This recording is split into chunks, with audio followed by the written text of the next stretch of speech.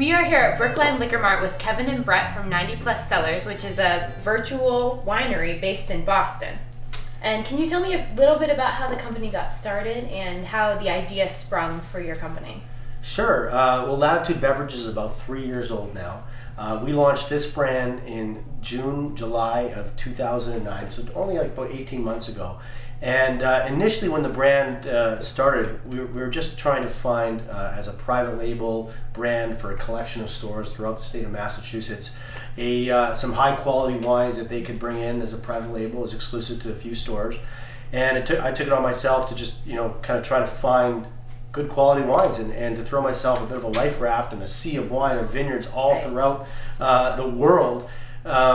I started looking at Wine Spectator and Wine Advocate and saying, why not just start at stuff that these critics have chosen as outstanding wines, excellent wines, rated 90 or higher. And to be honest, Kelsey, I just started cold calling them. I emailed up to 20 wineries a day, 25 wineries a day, and saying a form email I cut and pasted and sent to them and said, we're interested in this wine. Do you have any available as a private label project? You bottled it up. We send you the labels, and surprisingly enough, I'd get about 5-10 emails back a day, and at least 2 or 3 samples sent to me. Yeah. So the fact that all these wineries had these wines that had a pedigree of 90 or higher ratings, and they were able to sell to us, I just thought, why not just call it 90 Plus Cellars? Because all the wines we were buying had that pedigree of those accolades. Right. And that's how the brand name began, and that's how the first 7 wines that we launched began.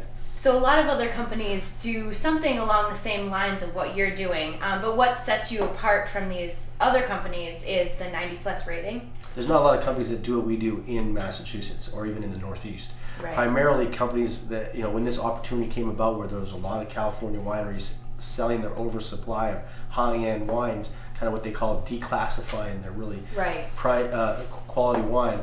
A lot of these entrepreneurs sprung up in California. Right. And not a lot of that spread out to the East Coast. So there's really not a lot of people that do exactly what we do here in Massachusetts. Mm-hmm. And one thing that we differentiate ourselves also is we focus in on key markets where we don't have ambitions to be a national company. We never will be a national company, which will help us maintain our quality. A lot of these other companies, they'll launch with distributors in 40 different states. We're happy being in the New England market, being in Northeast. Mm-hmm. If we get 3,000 cases of a Pinot Noir, then that's how many cases we get. We don't stretch it. We don't try to go after. We're not trying to hit sales numbers. We're just trying to supply the marketplace and our customers good quality wine at a great value, and that's it. So how do you guys find the wineries that you choose to bottle, and do you have any exclusive relationships with any particular wineries? Now we're using a couple global sourcing companies that have offices in every major wine producing country in the world, and we give them our criteria, and we say, they're making a percentage, and we give them our criteria, and we say, this is what we're looking for, this is the kind of quality we need, and if anything comes across your desk that meets our criteria, send us samples. One of the luxuries that we have is that we have the ability to, try out our wines on some of our, retail partners, customers, and just educated, wine professionals. We have to meet another criteria. Right. We have to be a great value. Anybody can launch a great wine. If I go out there right now, you give me $50, I'll get you a really nice bottle of wine. Right. But the secret is I want to give you $15, and you get me that same quality. Then you're a savvy shopper. Now, does the consumer ever know the exact rating of the wine that's in their bottle that they're drinking? On our website, as well as the shelf talkers in the store, we write the ratings pedigree of that particular wine. Sometimes it's a current vintage that's been 90 plus rated. Other times it's just from a winery with a track record or a specific wine with a track record of high scores. There's a lot of controversy around 90 plus ratings and whether or not that's the only way to select a good quality bottle of wine, and I don't believe it is. I think there are many different ways, and really the points awarded to a wine are more of a reflection of the critic's assessment of that wine and not necessarily any aspect of the wine itself. So how do you find a good bottle of wine for you? You might want to start with the point system, but you might want to take wine classes yourself. You might want to educate yourself, or you might want to develop a relationship with a particular retailer, maybe it's a little closer to home, that you like and trust in terms of recommending good bottles of wine, because there's so much more out there that can be rated, to a degree. So with our wines, we just hope that people are willing to give them a try and see whether or not they work for them. Right. Now, do you feel like the mystery of the consumer wondering what's in the bottle kind of drives some of your customer base? I think so. I think whenever you have a certain level of mystery that it attracts people, and people are curious and want to know more.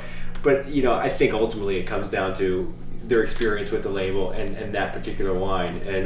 And most of the time we just hear, "Oh, that's a great bottle of wine. How can I get more?" And they're sad, and we tell them that the lot is all sold out. But we've got something better coming for them down the line. You don't get to the mystery point until they actually like the wine. Right. No, we know to a degree it's a leap of faith. We're saying these wines are 90+ rated wines, but we can't tell you who it is. Right.